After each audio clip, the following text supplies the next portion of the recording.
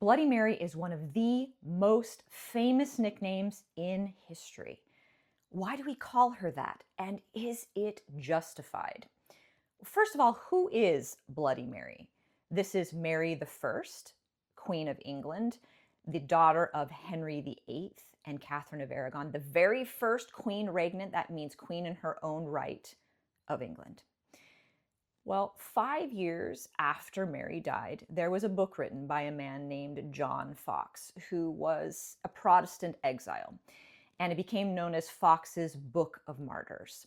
And in this book, he vividly, graphically, and shockingly describes the over 280 executions that happened under Mary I's reign.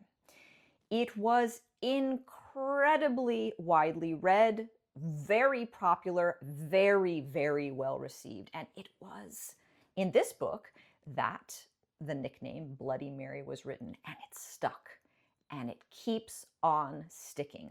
This book was written with a very specific political and religious agenda, and it was one of the most prolific and most important pieces of propaganda written during Elizabeth I's reign. But what it failed to do was acknowledge the body count of Henry VIII, Edward VI, and Elizabeth I. Now, if we put into consideration the amount of executions that happened under Henry VIII, Mary I, Edward VI, Elizabeth I, all of their reigns, the number of years they reigned and the number of executions that happened, Mary is the least. Just in one rebellion alone under Edward VI's reign, 5,000 people died. Forget about it about Henry VIII. And the use of T-O-R-T-U-R-E, I'm spelling it out because algorithms lose their marbles when you say that word, happened during Elizabeth I's reign more than any other time in history.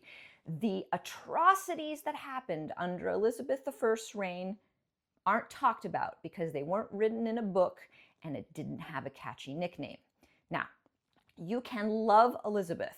We don't call him Bloody Henry. We don't call him Bloody Edward. We don't call her Bloody Elizabeth. You can dislike Mary I. You can dislike her religion and you can dislike her policies. Those things are all allowed. I'm just here to tell you the facts. The more you know.